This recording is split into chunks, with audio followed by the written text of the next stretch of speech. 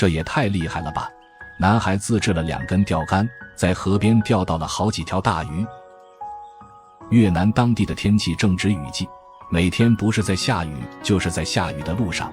自强待在屋内吃过了早饭，推开门看了下，雨似乎小了点，他不打算再等，背着背篓就出了门。好在走到了山脚下，这里并没有下雨，他一路穿过树林，来到了河边。雨季里河水黄澄澄的，没有了往日的清澈。往往这种时候正是钓鱼的好时机。自强在附近扯下一根别人早已砍下的竹枝，修剪一番后就得到了一条不错的钓竿，边上还有一根已经枯黄的细竹竿，这根风吹日晒的估计早已脆了。但自强为了图省事，并没有多想，就这么搞了2根后，从背篓里掏出一段玉米芯，上面已是缠绕了一卷鱼线，一端绑牢在了鱼竿上，展开后只比鱼竿长一点点，刚好是一杆完美的旗杆线。而浮漂正是他带来的玉米芯，掰成2半后绑在了鱼线的中下段位置，又在背篓里取出一卷线，同样的方法制作好了另一根钓竿。自强带着半截塑料瓶子来到了草丛里，挑了块地方就向下挖了起来，但这里都是水流新冲刷下来的沙子，里面并没有蚯蚓，那么只好继续往里找了点，刨开表面的泥土，很快就抓够了今天钓鱼要用得到的饵料，给钩挂好饵。自强潇洒的一个甩竿，把饵抛入了水中，杆子插入泥土里，再找来一块大石头垫着，这样只要看着点就可以，不需要再费劲巴拉地提在手上。设置好2根鱼竿，自强坐在石块上，专注地盯着水面。由于是玉米芯当的浮漂，让他辨认起来有些困难，好像有在动又似乎没有的感觉，搞得他一惊一乍的。在怀疑了许久之后，他还是决定提起杆子来看看。原来他没有看错，底下果然有一只小鱼。对于搞惯了大鱼的自强来说，他有点看不上这般大小的鱼，拿到水边放跑了它，重新给钩上好饵。自强坐了回去，继续耐心等待起来。才没多少时间，貌似又有了动静，赶忙提起来一看，这回却是没鱼，看了下饵，是被吃过的。看来这里的确有不少鱼。不知不觉时间过去了半个小时，自强也溜起了号。等他回过神来，浮漂已是被拽得四处游曳，拿起鱼竿却是一下没提上来。这应该是条大鱼了，鱼儿在水里翻滚，自强拼命地想要拉起它，这鱼却是劲大得很，好不容易拉上岸，本就枯黄的竹竿禁不住这一顿折腾，应声折断开来。赶忙跑过去提起还在岸上的鱼线，才避免了这条大鱼的逃跑。这条鱼到了岸上还不老实，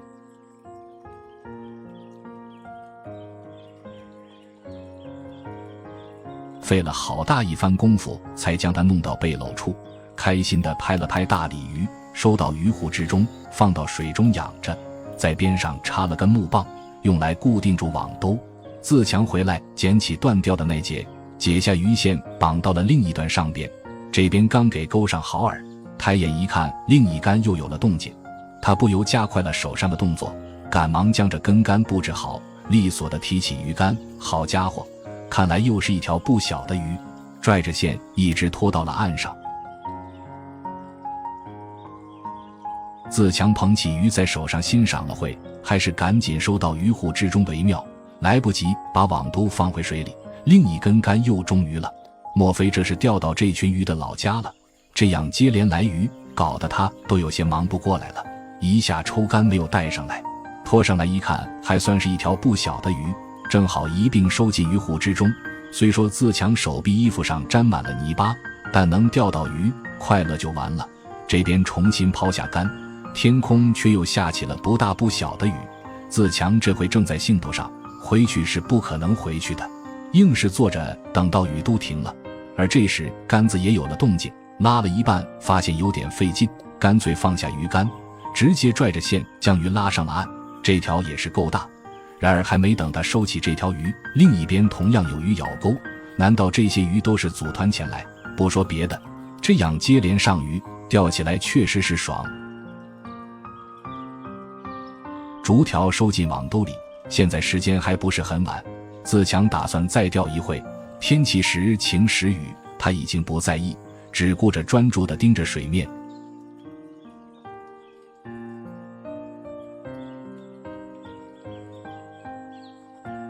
最后钓到一条后，自强收起鱼，看了下今天的收获，他决定打道回府。倒不是不想钓了，只不过还得留出点时间去街上卖掉这些鱼。收拾完东西，自强背起背篓，提着秤来到了村子里，在老位置前停下，快速地摆好摊位。接下来又是到了卖货环节，他按照鱼的不同种类分成了不一样的价格。大姐却是每种来了一条，称过后自强算了一阵，去掉零头，收了大姐10万整，剩下的都是大鱼了，而且鱼嘴还在一张一合，显然是还活着，看起来非常新鲜。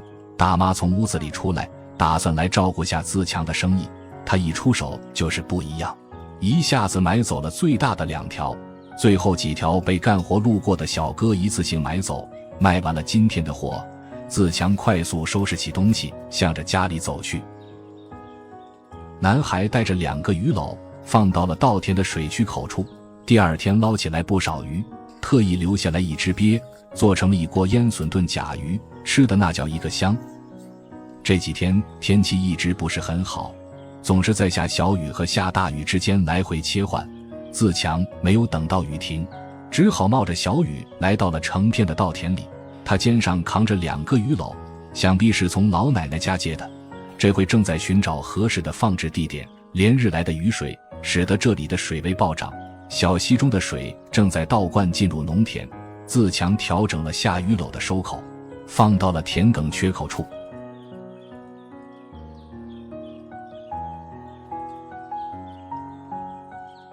这种地方是鱼儿的必经之路，不过水流好像有点大，就这样简单的放上去肯定要被冲走。发现边上有几根烂木棍，正好可以利用起来，挡了一根在底部，顶上压了块大石头，顺道塞了点烂草根在一侧，防止鱼从缝隙里溜走。简单的布置完成，他离开了这里，剩下的就得交给时间了。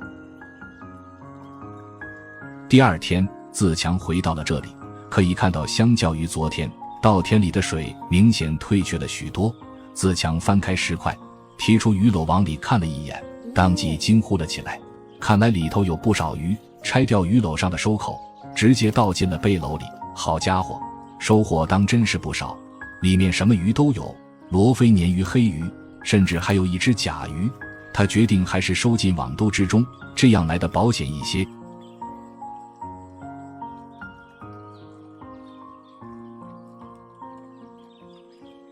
一一装进去之后，自强重新设置好了捕鱼篓，这里的水还没有完全退去，也许明天还能再来收一次。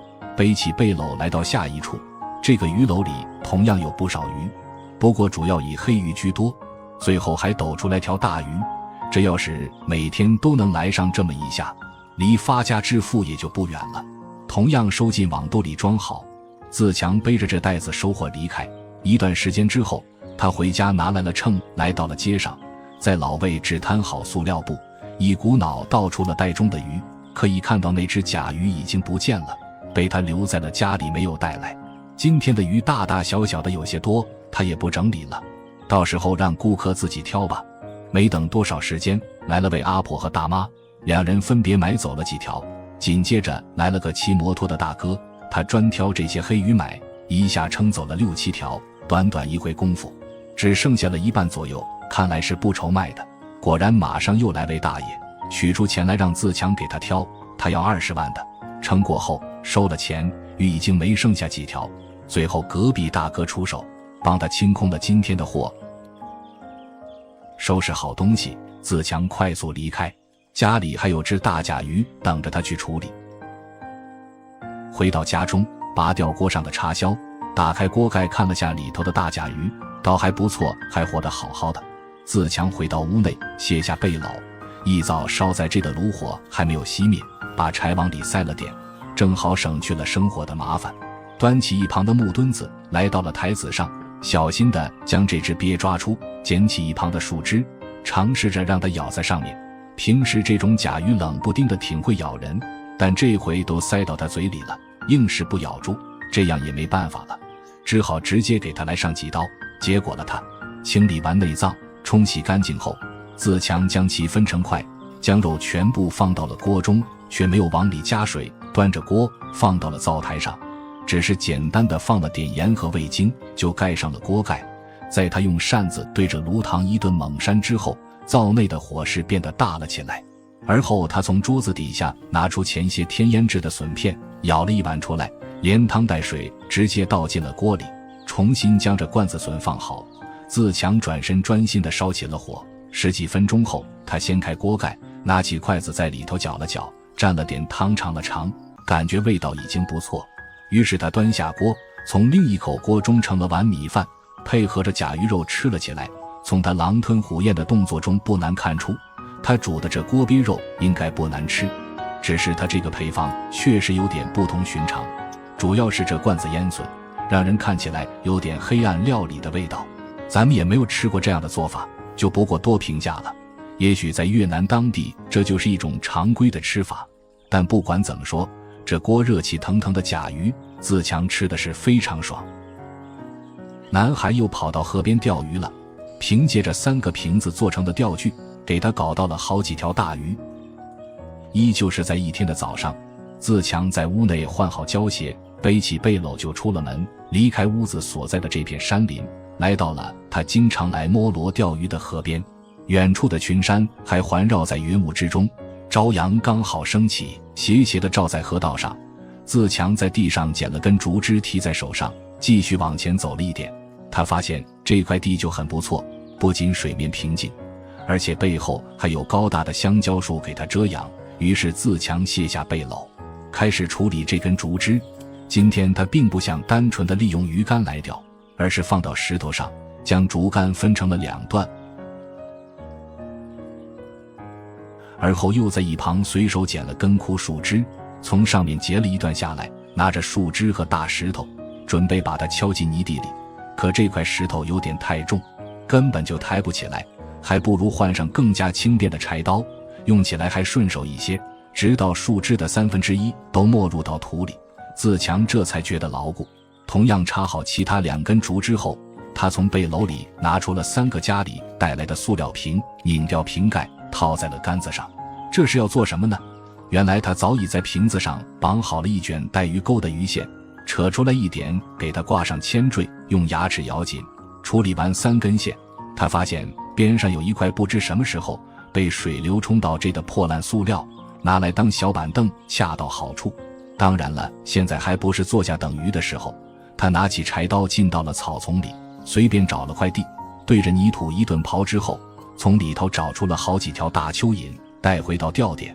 他又在背篓里拿出了一块塑料泡沫，用刀分成了3份，每一块都绑在了比铅坠稍高一些的位置。这回找的浮漂显然比上次的玉米芯要好一些，不仅轻，而且更加显眼。最后给钩上好饵，自强一一将线抛入水中。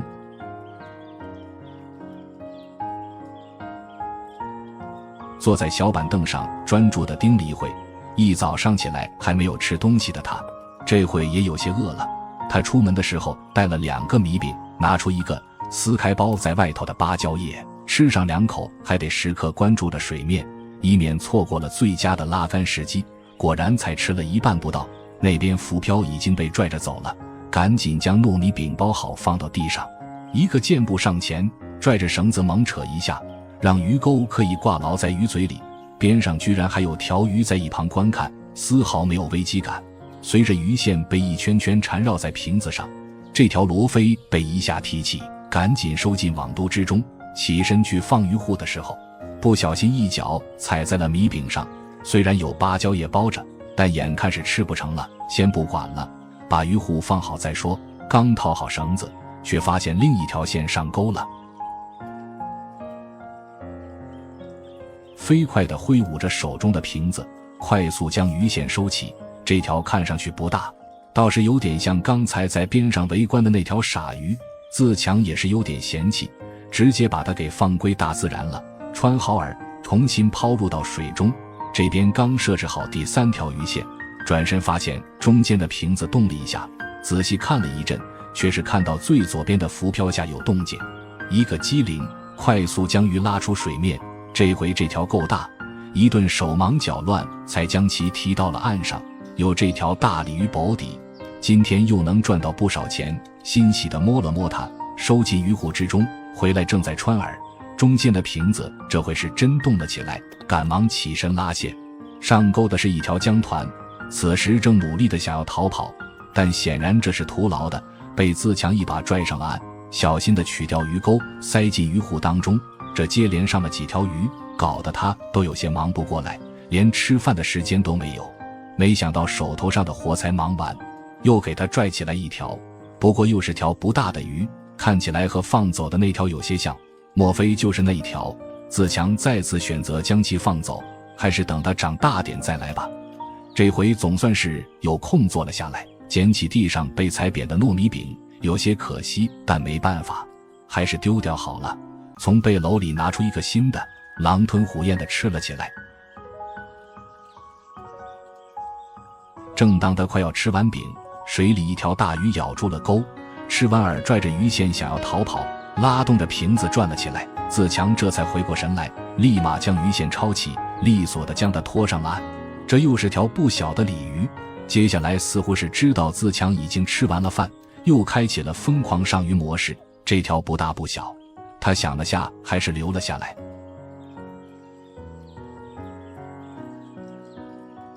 这回真要忙不过来了，大力抽拉了下线，没想到直接断了，水里的鱼拽着浮漂一溜烟跑得没了影。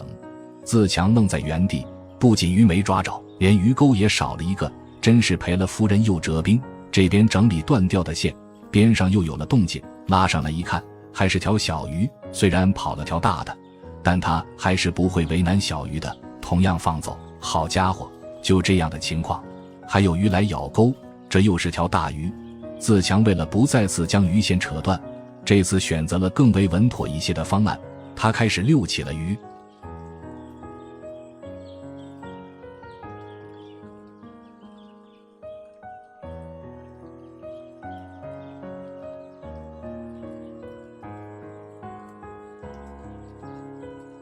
慢慢拉到岸边，才敢一下提到岸上。不愧是花了一番力气才搞上来的，怕不是有5、6斤重。这边收好鱼，没想到硕果仅存的那条线也上货了，拉过来一看，是一条巨型鲶鱼，每拉一下小手都被勒得生疼，但自强硬是没有放手。为了保险起见，他抄起一旁的半截竹筒，朝着鱼头砸去，给他来了几下后，大鲶鱼吃痛，挣扎得更加激烈，差点被他挣脱。看来这并不是一个明智的办法，还是忍住一时的痛，用力将他拽上岸为妙。冲上去抱起鱼，一把甩到了岸上。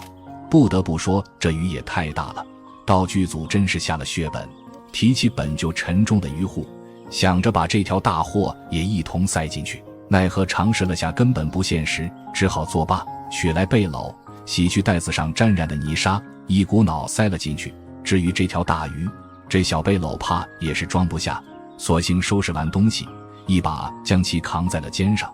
这要是被咱们这的钓鱼佬搞到这条鱼，非得扛着它绕村3圈才能回家。好在自强不喜欢这些虚的，他只是回了趟家，换了身干净衣服，带着秤来到了街上，还是卖了换成钱对他来说比较实在。摊好塑料布，自强将鱼从网兜中倒出，整理好后，他默默地等待起来。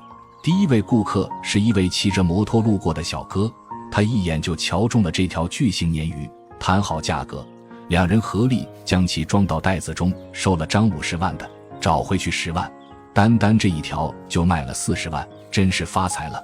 第二位顾客也是出手豪气，直接要走了最大的一条鲤鱼，称了下也有快6斤重，这条也不错，卖了20万。接下来村民们接二连三的来光顾生意，很快就卖完了今天的收获，又是大丰收的一天。自强收拾起东西，决定回家弄点好吃的，好好犒劳下自己。这也太猛了吧！自强在山崖下设置陷阱，抓到了条大鳄鱼。这天早上，自强吃过饭，洗完碗筷，趁着这回没有下雨，他打算到山里转转。一路来到一条山涧前，看到里头好像有鱼，自强忍不住摸了起来，边上还有一条巨型水管，看样子村里头喝的也都是山上流下来的山泉水。沿着小溪寻找了一阵，还真别说，给他抓到一条不小的黑鱼，先收进背篓再说，继续往前一点。凭借着他过往的经验，他往这种岩石缝隙里寻去，这一摸果然没有让他失望，从中掏出了一只罗非。自强干脆卸下背篓，撑开网兜，把抓到的鱼都放了进去，提着袋子一路边观察边前进，看到有鱼了就下手摸上一摸。不过大多数情况都是被滑不溜秋的鱼跑了。直到他来到一片植被茂密的浅滩里，从地上捡起了一条鱼，仔细地观察了一阵，发现鱼身上有被什么动物咬过的痕迹，留下了一排齿印。自强抬头望了下四周，没有发现什么野兽的踪迹，倒是在山崖下的石块上找到了一些蛛丝马迹。拿起来看了下，似乎是鱼的鳞片，其上还沾染了不知名的粘液，看来那只野兽一定在这待过。自强继续搜索，穿过低矮的崖壁，钻进了一旁的溶洞之中，但里面什么也没有，只好转头从另一边出来。这边山崖下的泥地却是有些不一样，明显有被翻过的痕迹，露出了和其他地方不同的颜色。据他分析，想来是这只野兽爬上这道土坡，在这块地上栖息过，甚至还留下了几道细细的抓痕。看了眼背篓中带的绳子，自强有了个大胆的想法，他打算在这弄一个陷阱出来，试试能不能把这只未知的野兽给抓到手。在一旁放置好自己的东西，提着柴刀上了一旁的小土坡，这里有些笔直的细树干，正好可以利用起来。砍倒之后削去枝丫，顺势丢到了坡下，拿起这根最长的，自强将其底部削尖，直直地插入到了泥地里，反复了好多次。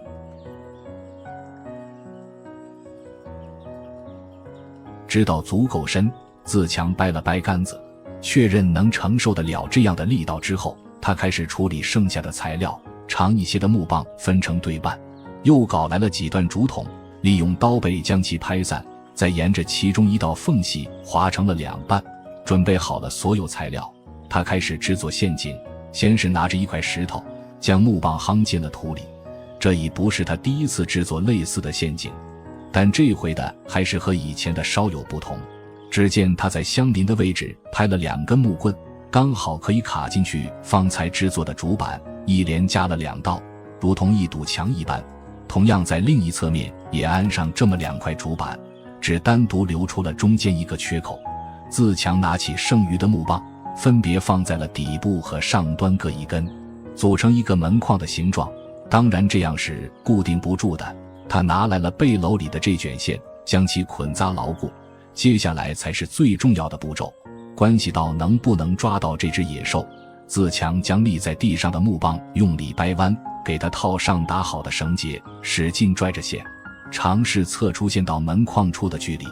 而后他捡起地上的小木棒，在上面削了一道凹槽，捆绑进了刚才测量出的那个位置，拽着它绕过了一根木桩，捡起地上仅剩的木棍，卡在了小木棒与立柱之间，而绳子的另一端，自强选择绑在了另一根柱子上，中间再设置好一个绳套。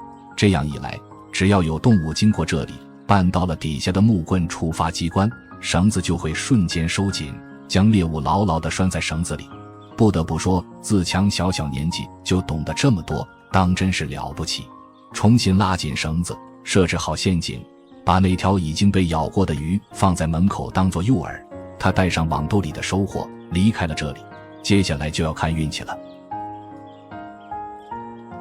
一夜过后，自强重新回到了这里，到了陷阱处，鱼已经不在原处了，里面被吊住了条大家伙。仔细一看，好家伙，这是一只大鳄鱼。这当然不能直接上手抓，自强抄起一旁的木棍，用棒子戳了戳它。虽然这鳄鱼被吊了这么长时间，但仍然有行动的余力，这可要怎么办才能抓到手呢？他也有些犯难。转身看到一旁有一根昨天砍下的更粗一些的木棒，自强打算用它来对付鳄鱼，削去多余的枝丫。提着棒子对鳄鱼发动了攻势，靠近是不敢靠近的，只能远远在一旁先试探一下，确认鳄鱼无法逃脱后，自强转而用棍子敲击它的头部。但显然皮糙肉厚的鳄鱼没有那么轻易被他击败，只好换了个位置，把木棒调转到更尖的一头，使劲地向着鳄鱼捅去。被困在原地的鳄鱼只能硬挨这些攻击，连续捅了好多下。紧张的自强出了一头汗，直到鳄鱼已经没了动静，自强又补了几下，这才敢提着刀上前查看，确认安全后才割掉了绳子，将其整只拖了出来，一股脑塞进了背篓之中，好不容易才将长长的尾巴盘起来放进去。自强这才长出一口气，平复了下激动且紧张的心情。他背起沉重的背篓，手脚还有些发软的他小心地离开了这里。今天的这次陷阱捕猎不仅可以给他带来一笔不菲的收入，同时也避免了不知情的村民被咬的风险，也算是为民除害了。